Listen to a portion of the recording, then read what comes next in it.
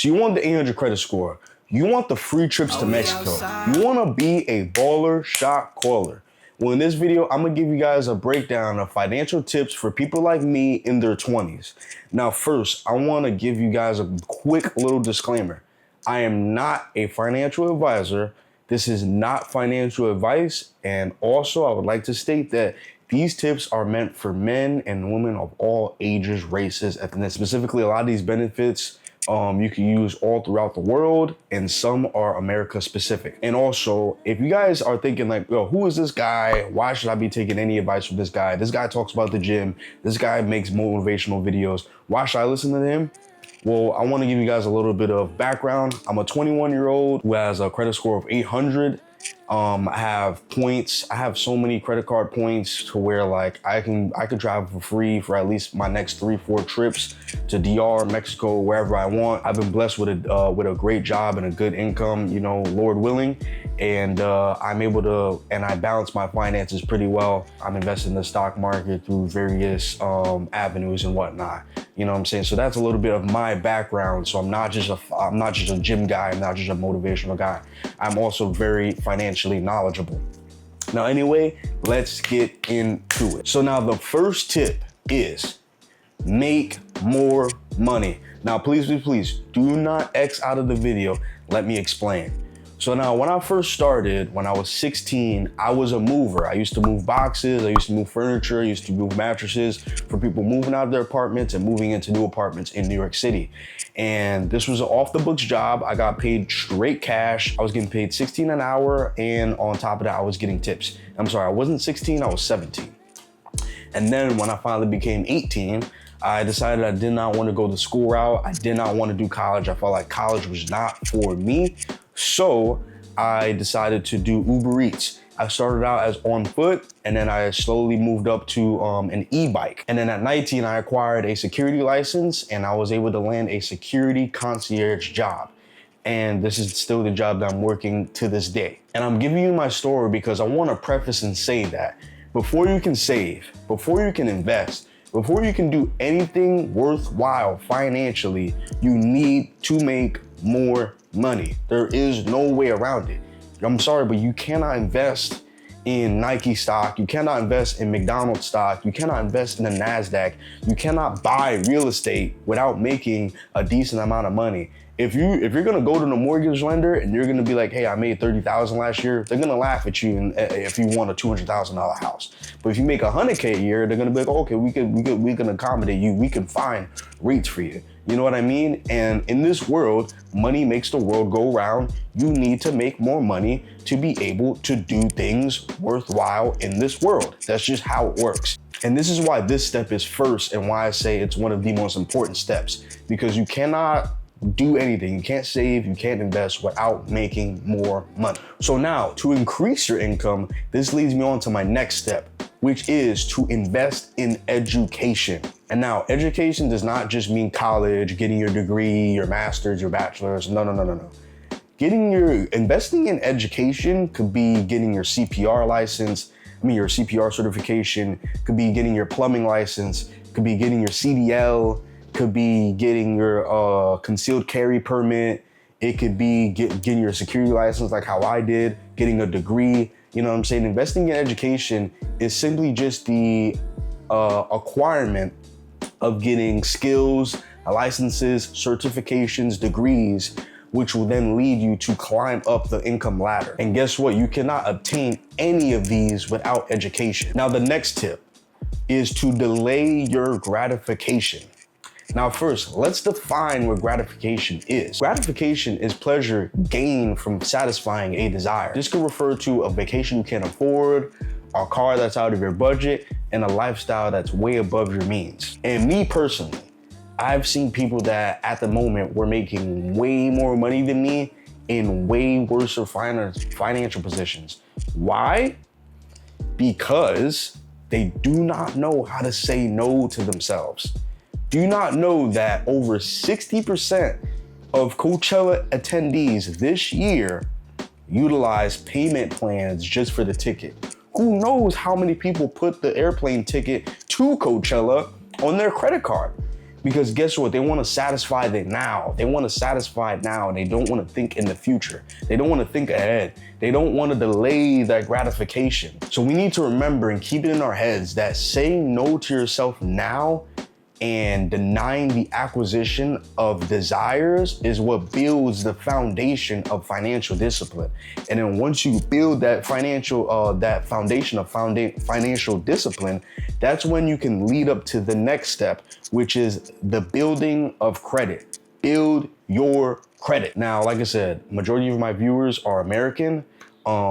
And I don't know how it is in other countries, but I'm gonna tell you this right now, that America is the country of credit. This country was almost basically built on credit. I mean, look, we literally have the largest amount of debt in the world. Yes, we have the largest economy, but we have the largest amount of debt in this world. Now, whether you think it's right or wrong, that's beyond the fact, but right now in this country, right now in 2025, you need to build credit. Credit needs to be one of the most important things in your psyche. You know, this is how you're gonna be able to own a home. This is how you're gonna be able to invest and do all these things, is by having a good credit. Having a bad credit is just like it's like an ankle weight, like a large ball and chain on your ankles that's just gonna like restrict you from movement and moving up in the net worth ladder. So now me, I'm not gonna lie to you. You know what I'm saying? I keep it real with all my viewers, with all my guys. I was blessed, you know, with financially literate parents. They put me on their on 2 of their credit cards when I was 16 years old. I was able to utilize it to, you know, buy a video game here and there. I would just pay them so they could pay the bill. You know, I'll buy video games every once in a while, maybe some food, and I would just send them money through Cash App, you know what I'm saying, from whatever allowance I made or whatever money I made outside from reselling shoes and sneakers and stuff like that. And yeah, so by the time I was 18, I already had a credit score of 700, which is way above a lot of people, you know, in my age group at the time. You know what I'm saying? But do not be discouraged. Don't be discouraged. Because this is the thing, right? Like, even if you don't have financially literate parents, anyone can build credit of any age at 30, in your 30s or 40s or 50s or 60s. And like I said, and in your 20s, which is who this video is for. So if you're in a position where your parents may have not put you on a credit card when you were in your younger age, I have solutions for you. So either you can, as soon as you're 18, open up a secure credit card, put $200-$300 on it, and pay your bill on time every month, and make sure you utilize it every month, you know what I'm saying, so they can see that you're a consistent user and that you're a responsible payer, so then you can start seeing your credit go up. And then sooner or later, they're gonna unsecure that card, which is gonna really make your credit score really boost, right? You have that option. And then while you're doing that, if you have a trusted family member who's good with their credit card, if you have a trusted a friend, have them put you as an authorized user. You don't even need to use the card, just have them put you on their card so it can help boost you, boost your credit score and help boost you financially. You know what I'm saying? Because like I said, I've done it for other people. You know what I'm saying? I've put other people on my cards and helped them boost their credit score personally to help them in their own personal credit journey. You know what I'm saying? There's no shame in asking, you know what I'm saying? Just ask around, see if your uncle maybe you got that rich auntie that can help put you on their credit card and stuff like that. Ask around, ask family members, and like I said, just be responsible. And now with that responsibility, we must remember that when we start building credit, once we built this foundation of financial discipline, we need to remember that these cards right here, see, this is the plat. These cards right here, we use these like cash. We don't use this as if it's free money. This is our own cash. This is how I view credit cards. You know what I mean? So let's say you put a $500 on your credit card that month. That means you need to pay Amex, Discover, Visa, MasterCard. You need to pay them their $500. We're not gonna use it as if it's free gift money from our aunties and uncles. No. We pay off our bill every month. We pay it in full and we pay it on time. We use these cards like cash. And now this leads me on to the last and final tip, which is to save and invest. So now you reached the point, you followed step 1 and you're now making a decent amount of money. to where you're paying your rent, you're paying your bills, and now you have excess money. What do I do with this excess money? Now, of course, I'm not saying you put all this excess money in savings accounts and whatnot. You can put a little bit aside, to have some fun, because best believe I be having fun. You know what I'm saying? I got tattoos and stuff. Tattoos ain't cheap. You know what I'm saying? I got gold jewelry, you know what I'm saying? Gold jewelry ain't cheap, especially with gold prices right now. You can enjoy yourself. But what you want to do is your first priority is to park extra cash, excess cash into high yield savings accounts, HYSAs. So you can do that with Amex.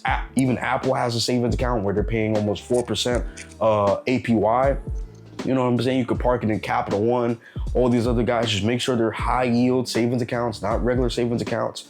Park your money over there and park your money in tax deductible or tax deferred retirement accounts. So 401ks, Roth IRAs, traditional IRAs, etc. And this is what starts the process of compound interest. Compound interest is basically where you park your money somewhere and you continue to park money in there, and it starts a snowball effect where slowly but surely it starts growing faster and faster and faster and faster. Because when I first started my stock brokerage account where I'm investing in Apple and Nvidia and all these different companies, right? It was growing, but it wasn't growing as much as it is now. Because guess what? I started this account 3 years ago when I first became an adult. And now as I continue to park money in these accounts and the account is continuing to grow, it is slowly becoming a bigger and bigger snowball. It is slowly compounding on itself, multiplying on itself to where now it's becoming an amount that I never would have dreamed of. You know what I'm saying? And like I said, nobody wants to live their whole life working for $1. No one wants to live their whole life working for $1. And the only way to not work into your retirement years is to set money aside for the future and have your money work for you. Have your money doing backflips. That's what you want your money to do so you can live a life of leisure and comfort. And there you have it. Those are your financial tips for people in their 20s. And like I said, this is for people of all ages, of all genders. You know what I'm saying? Just got to make a good title for YouTube. You know what I'm saying? And these are rules that I solemnly live by.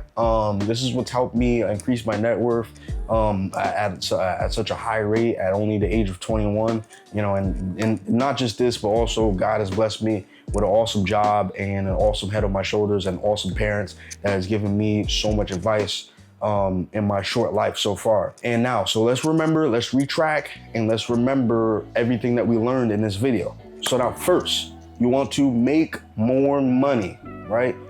This world revolves around money, and the only way to do anything worthwhile financially is you have to make more money. But to make more money, you need to invest in education. Get your degree, get a plumbing license, get your certifications, obtain skills, etc. You know what I'm saying? And then this leads on to the next step, which is now that you're making more money is to, of course, it's going to be very enticing to get that Beamer, to get that Dodge Hellcat, to get that gold jewelry, to get that Cartier bracelet, to get that watch and get this suit and get that and get this Montclair and all this different stuff. But you want to delay your gratifications. You want to delay the acquisition of desires until you can truly afford it. Okay? And then once you get there, that means you have built your